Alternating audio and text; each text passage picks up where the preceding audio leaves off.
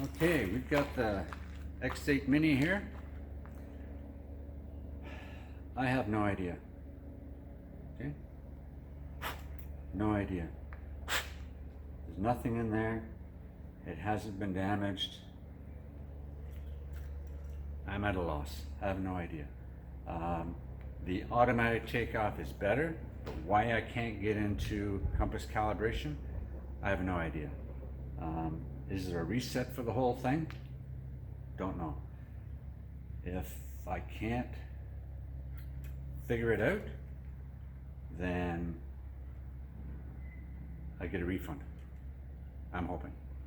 Okay, so let's see what happens. Let's hope it doesn't come to that.